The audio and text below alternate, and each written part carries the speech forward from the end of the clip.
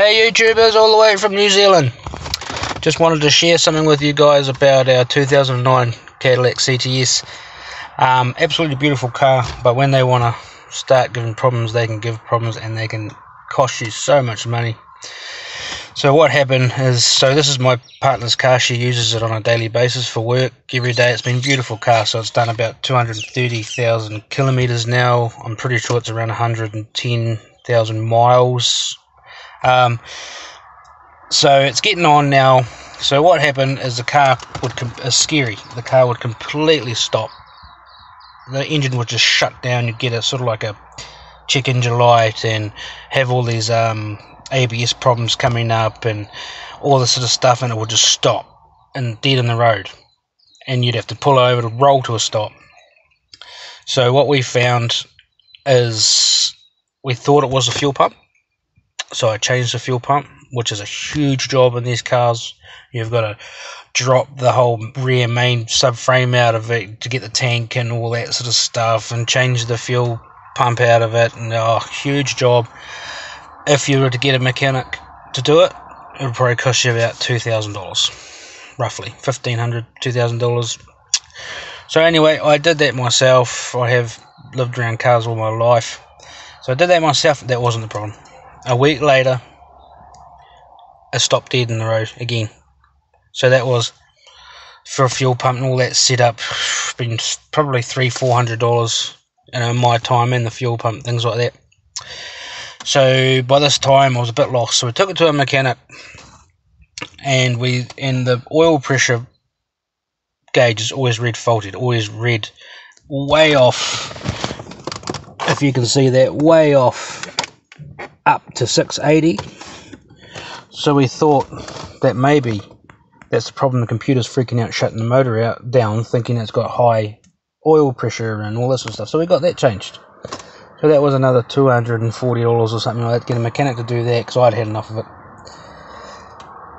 Get it back, a week later, boom, stopped down the street. And I couldn't get any work done. I had to go and rescue my partner all the time.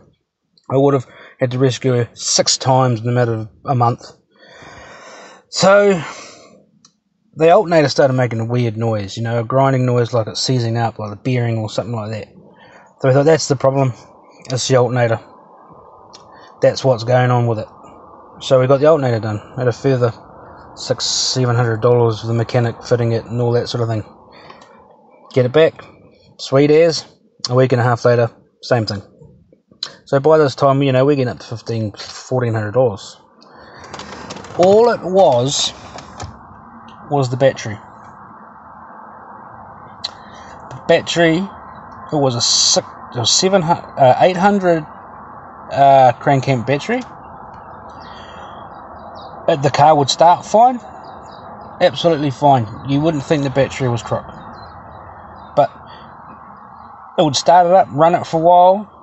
But because it was 800 crank amps, it had got sick over the years and dropped 200 crank amps. So the computer figures this out, and it tells the alternator to charge 16 volts, 18 volts to bring it back. Because what these things do is they're trying to prepare themselves for the next stop and start.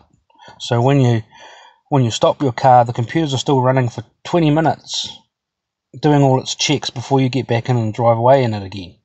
So your battery has to be at most healthiest condition, or it will tell the alternator to overcharge. The computers freak out, and it just kills the car completely. You could be anywhere. You could be driving down a 4-lane motorway, and it will just stop. So you've got to, if you start having these problems, you've got to take your battery in and get it properly tested. Don't take it to an electrician that can only do a 400 crank amp test. You've got to take it to the proper people to get that battery tested. And you should have a gel mat battery in them. They can handle the power, especially if you're just doing short drives, things like that. As soon as we put a new battery in it, it hasn't missed a beat since. $1,600 for nothing. So, and we could have just got a $400 battery and put it in there, and she's mint. But I thought I'd share this with you guys today. Not a real exciting video, but I thought I'd just share it with you because it was a problem we had and we wasted a lot of money for nothing. Thanks guys, look after those caddies, they are beautiful cars.